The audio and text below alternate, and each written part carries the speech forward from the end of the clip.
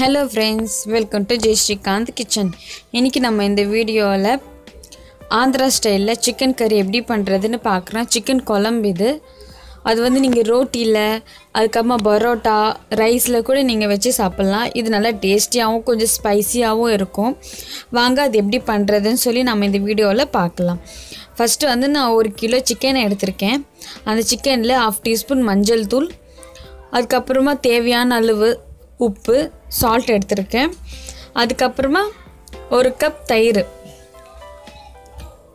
சரிங்களா, இது எல்லாமே நல்லா mix பண்ணிக்கோங்க.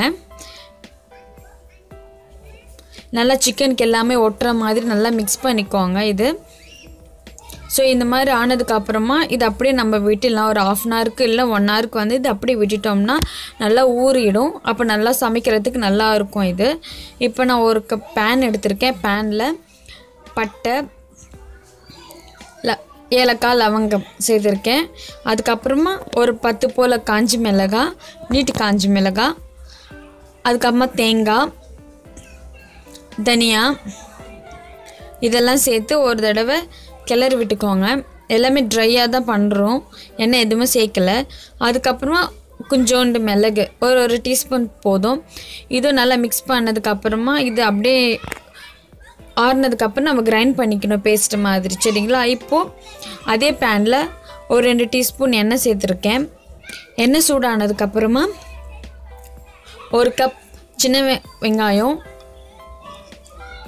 சின்னதா கட் பண்ணியிருக்கேன் நான். இல்ல நீங்க சாதாரண வெங்காயம் கூட எடுத்துக்கலாம்.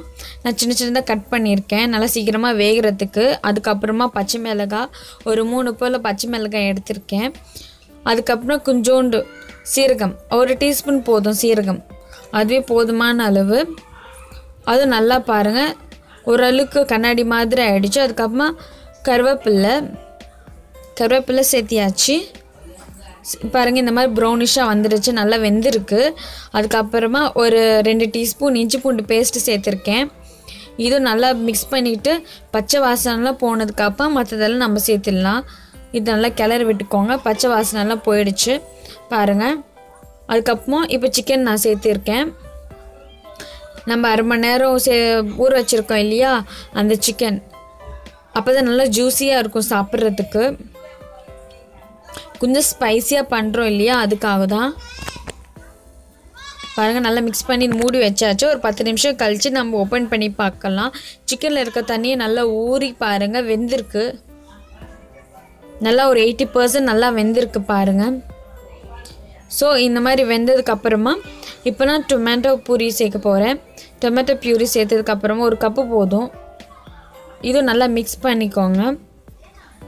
mix பண்ணிட்டு இது நல்லா கொதிச்சிட்டு வரட்டும். பாருங்க இது கொஞ்ச நேரம் ஒரு 5 நிமிஷம் அப்படியே விட்டுடலாம். அதோட பச்சை வாசனை எல்லாம் போனதுக்கு அப்புறமா இப்போ நம்ம அந்த அரைச்சு வச்சிருக்க பேஸ்ட் நான் சேர்த்திருக்கேன். இது நல்லா mix பண்ணிக்கோங்க.